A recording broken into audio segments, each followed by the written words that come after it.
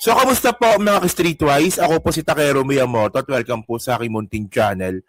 So, mga kababayan, no, meron pong pangyayari po ngayon na nagaganap sa Davao City. Tambak po ang basura sa Davao City ngayon. Ang baho ngayon sa harap ng DNR ngayon.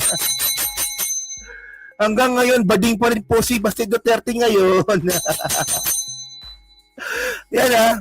So, ito balita ito no, from Inquirer. No, sabi dito, Baste Duterte slams DNR over mounting garbage crisis in Davao City. Okay. So ngayon, ang sinisisi po ngayon ni Baste Duterte kung bakit daw tambak ang basura sa loob po ng Davao City ngayon is yung DNR.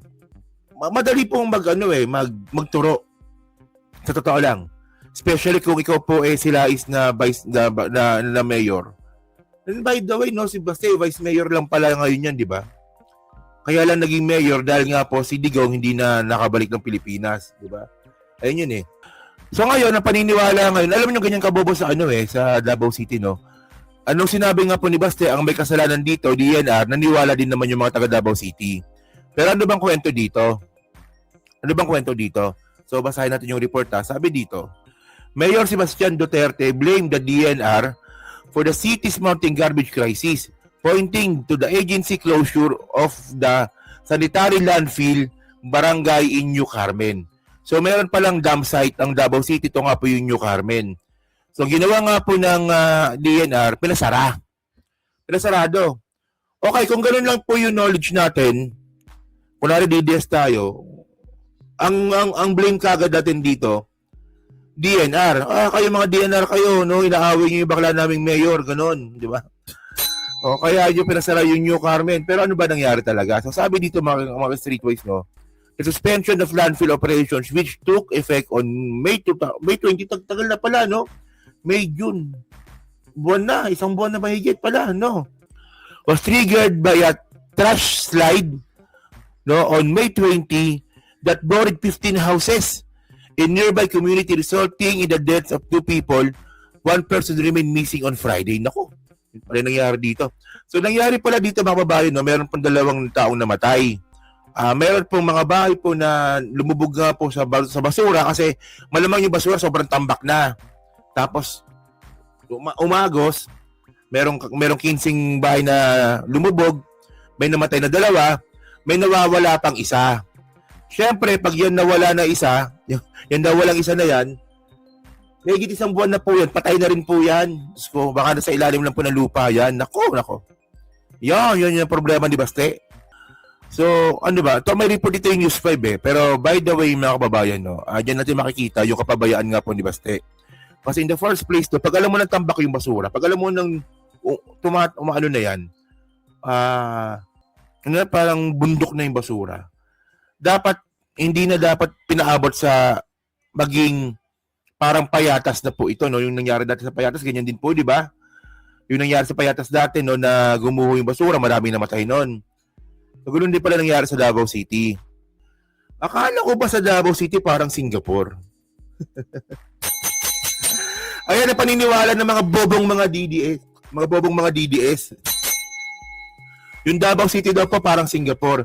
Alam niyo ba kung gaano kalupit po yung sanitary po sa Singapore?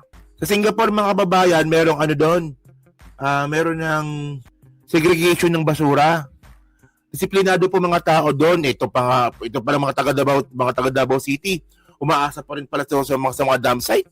Pero by the way, syempre ang sisi dito sa presidente. Ngayon, naniniwala ngayon yung mga taga Davao City, no, na kaya pinapasara yung New Carmen dam site na yan kasi nga po inutusan ni Presidente yung DNR Davao. Oo. Kasi alam naman po natin, yung DNR po na yan, parte po ng executive. Pero ayan lang mga points natin dyan. Pero by the way, no, panoorin natin itong report from News 5. Okay? Basura ang labas ng opisina ng DENR sa Davao City. Mismong si Davao City Mayor Baste Duterte raw ang nag-utos na gawin yan. At live mula sa Davao City, una sa balita, News 5 Mindanao correspondent Bril Montalvo. Bril. Tingnan niyo kung gaano ka unprofessional to si Baste. Sobrang unprofessional talaga nito, no? Kasi anong nangyari dito, mga kababayan, nung sinabi nga po ng DNR Davao na bawal magtapon dyan sa Carmen, pero sarado. ang ginawa ni Baste, o sige kayo mga taga Davao, tapunan nyo ng basura yung opisina ng DNR. Ugaling ano yun? Ugaling kalye? Napaka-unprofessional nun mga streetwise. Ngayon, ano man dapat ginawa ni Baste? Una sa lahat, mga kababayan, actually, 2 linggo pa lang, no? Isang linggo pa lang na walang dam site, malaking problema na po talaga yon. Tambak na po ang basura niya, sigurado. No? Ganyan po minsan eh. So ngayon, ano ba dapat ginawa ni Baste? Una sa lahat, ang dapat na ginawa ni Baste mga streetwise, nakipag-usap ng maayos sa DNR. O, di ba? Ang tanong ba, kinausap mo ba? Hindi ka naman nakipag-usap eh. Nakipag-usap ka ba? Baste? Hindi ka nakipag-usap, tanga ka talaga. Walang iya ka, tapang-tapang mo, pag hinamo ka ng sutukan, takot ka. Ngayon mga babahan, bakit hindi nakipag-usap si Baste? Kasi alam niya, DNR yan. O sa utak ni Baste, tauhan ni Bangag yun, di makipag-usap. Hindi yun. Ang point natin dito, bilang vice alkalde, o bilang mayor na ngayon ng Davao, 1 linggo pa lang na namumblema ka na sa basura, kinausap mo na dapat yung DNR. Ang problema, hindi ka nakapag-usap. Ang ginawa mo, o sige, tambakan nyo yung DNR ng basura. Ganun ang ginawa mo. Actually, mga kababayan, no, pag pinasarado nga po isang dam site, may ibang dam site pa naman mga streetways sa Karatig probinsya o Karatig City ng Davao City na pwedeng pansamantala na doon sila magtapon ng basura. Ganun yan eh. Ganun yan mga kababayan. O pwedeng sa Davao del Norte o Davao del Sur at malayo, tapunan muna ng basura. And then, ang gawin mo, kausapin mo yung mga taga Davao City ng mga tao. Sabihin mo sa mga taga Davao City, o ngayon may problema tayo, pinasarado. Kasi nga gumuho. Para hindi na maulit yan, mag-segregate muna tayo ng basura. Ganun dapat. O syempre, pag segregate mo ng basura, iwalay po yung mga recyclable sa mga nabubulok na katulad mo. O so syempre, putang na, ako nga alam ko kung anong dapat gawin, ikaw hindi mo alam. O ngayon, mga kababayan, kapag na-segregate na nga pa yung basura, mababawasan po yung basura na itatapon ng kada household. Yung mga nabubulok, yung mga nabubulok, pwede lang i-bound sa lupa yan, di ba? Ganun dapat, no? Ganun, pero hindi. Ang ginawa mo, hindi ka nakapag-usap, o sige, tapunan nyo ng basura yung harapan ng DNR. Puta pa, parang bata, men. Parang bata, no? Pag ganyan po, pag ganyan nakakita ko ng ganyang balita, no, na pakapalpakan ng mga pamilya Duterte, tapos pinapalakpakan pa rin ng mga taga Davao City. Natatangahan po talaga ako sa mga taga Davao City. In the first place, dapat, kayo rin dapat, naisip nyo rin dapat yun eh. Teka lang, bakit ganun ng utos ni Baste? Parang unethical naman. No? Sige, continue nga natin yung report ng, ng News 5. Bakit dyan tinatapon ang basura? Bok, ipinagutos siya ni Davao City Mayor Baste Duterte dahil 2 linggo nang hindi pwedeng tapunan ng basura ang gumuhong sanitary landfill sa lungsod. Patong-patong na mga basura ang nakabalandra ngayon sa labas ng DENR Region 11. Ayon kay Mayor Duterte, kailangang makita mismo ng ahensya kung gaano karaming basura ang nakokolekta o naiipon sa lungsod, lalo kung walang mapagtatambakan. Kita mo, bobo talaga ito, no? Alam po ng DNR yan. Alam po ng DNR yan kung gaano po kadaming basura tinatapon po sa loob ng Davao City. Pero yun nga yung point natin. Ano pala ito, no? DNR Region 11. So malaki pala yung reach nito. Alam nyo, tangang-tangang di ba talaga bobo talaga nito, no? Alam nyo mga kababayan, ang gets nyo na, di ba? DENR Region 11. So ibig sabihin nun, buong Region 11 po ang hawak dito. Ngayon, mga kababayan, kung nakipag-usap sana ng maayos si Baste, no, yung basura pa sa Davao City, pwede pong itapon sa ibang lugar po yan sa Region 11. Tapos, habang hindi pa nga po bukas yung landfill sa Carmen, kausapin po ni Baste yung mga tao sa Davao. O sige, o tayo, o patunayan natin na tayo po disiplinado, o pahiyain natin si Bangag, o pwedeng ganun yun. O, mag-segregate tayo ng basura kasi may problema tayo sa Carmen. Ngayon, kung ganyan po kadami yung basura sa isang household, baka ganyan na lang po pag nag-segregate. O parang lang, habang pansamantala lang naman. So ngayon, papasok na po dito yung dump truck ng Davao City, and then dahil po sa akin nakapag-usap na nga po siya sa DNR Region 11, o pwedeng sabihin ng DNR Region 11, o sige, doon nyo muna itapon yan sa kabilang probinsya o kabilang city. Kahit malayo, importante matapon. Wala eh. Ang sagot ni ba si Duterte, papakita ako sa DNR Region 11 kung gano'ng kadaming basura sa loob ng Davao City. Hindi tanga nga. Yung tanga-tanga nga. Ayan tayo eh. Akala ko ba parang Singapore pala, no? Akala ko ba parang Singapore ang mga taga Davao City? Akala ko ba parang Singapore ang Davao City? Pero bakit ganyan po ang inaasta ng mga mayor, ng mayor ninyo, at saka ng mga tao? O tingnan ninyo ha, ang nangyari dito, yung iba mga taga Davao City naniniwala kay Baste. O, mismo mga tao mismo, natatapon na rin po doon sa ng basura sa harapan po ng DNR.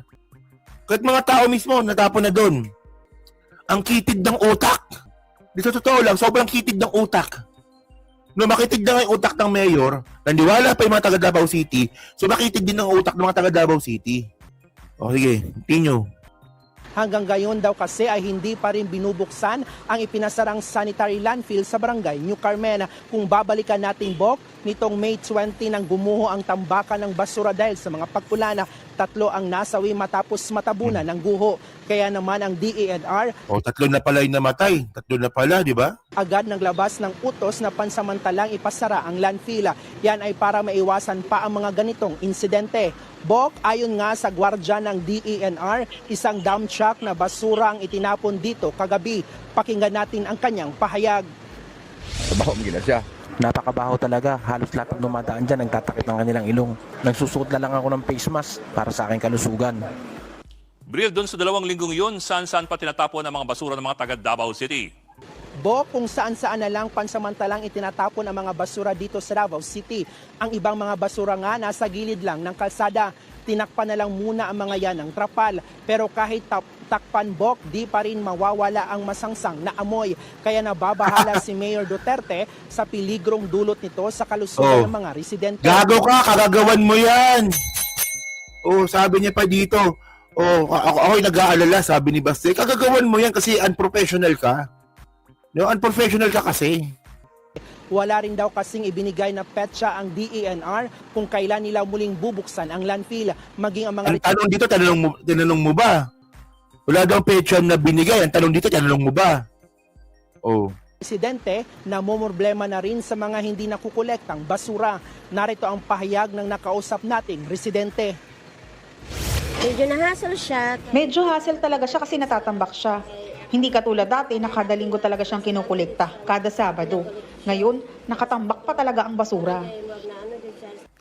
Bok, ano namang sabi ng DENR tungkol dito at kailan daw nila bubuksan itong sanitary landfill? Bok, wala pang pahayag ang DENR Region 11 sa pagtatapon ng mga basura sa labas ng kanilang opisina. Pero sa isang pahayag, sinabi ng ahensya na babawiin lang nila ang suspension order sa Davao City Sanitary Landfill kapag nakumpleto ang nararapat na safety at engineering measures sa lugar. Patuloy raw ang araw-araw na inspeksyon doon ng kanilang technical teams. Makikipag-ugnayan din daw ang ahensya sa City Engineers Office at City Disaster Risk Reduction Management diba? Office para maggabayan ang rehabilitasyon sa landfill. Ayan So ayan mga kabayan, ayan ang sinasabi natin. Di ba? So ito po, para mabuksan po yung landfill po na yan, dapat po talaga nagtutulungan yung LGU at saka DNR. Ganun dapat. Di ba? Pero, by the way, nga pala, no? Ano rin dapat ng DILG to, no? Tama nga, no? Dapat nangingilam na rin dito ang DILG. No? Siyempre, dahil ito nga po, no, is obligasyon to ng LGU. Kung ganun yun, yung landfill, may kinalaman din po dyan yung city government engineering.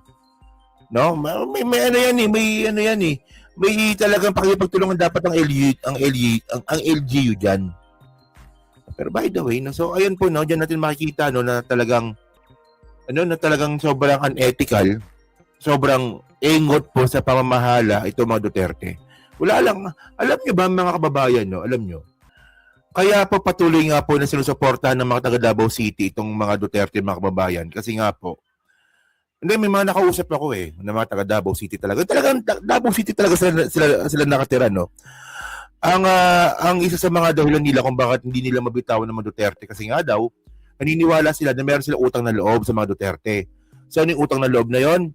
So sila nga po sustentado no sa scholarship na pati rin po sa mga ayuda. Yan. Diyan magaling ang mga Duterte. So tandaan natin mga babayan, no, yung scholarship po na binibigay ng mga Duterte, mga streetwise, no, galing din po yan sa taong bayan. Pero din po ng taong bayan yan. Hindi yun utang na loob sa mga Duterte.